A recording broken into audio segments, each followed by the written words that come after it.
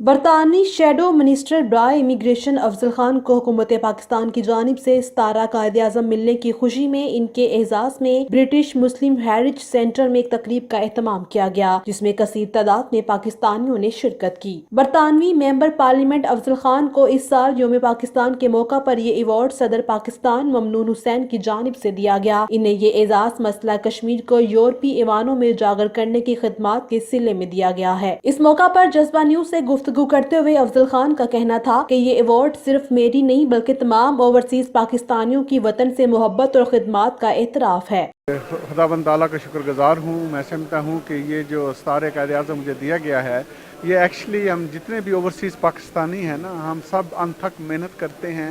ہمارا دل ہمیشہ پاکستان کے ساتھ دھڑکتا ہے اور پاکستان کی کسی بھی قربانی کے پیچھے نہیں ہم ہوتے، تو یہ سب کے لیے ریکگنیشن ہے۔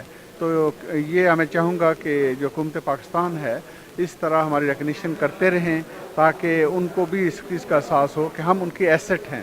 تو انشاءاللہ ہم محنت کرتے رہیں گے تاکہ برطانیہ اور پاکستان کے تعلقات بھی مضبوط ہوں اور پاکستان ایک مضبوط ملک بنے۔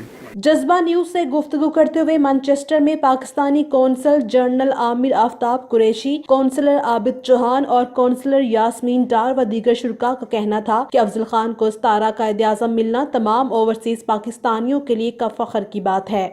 جی بالکل، یہ میرا خیال ہے کہ نارتھ ویسٹ یو کے لیے بڑی خوشی کی بات ہے کہ ان کے اپنے ایم پی، ان کے فرزند افضل خان کی خدمات کو سراہا گیا ہے، نہ صرف پاکستان میں بلکہ یہاں پہ برٹن میں بھی، اور ان کو ستارہ قائد اعظم سے صدر پاکستان نے ان کو نوازا، اور بڑے فخر کی بات ہے۔ آپ کے کیا خیالات ہیں؟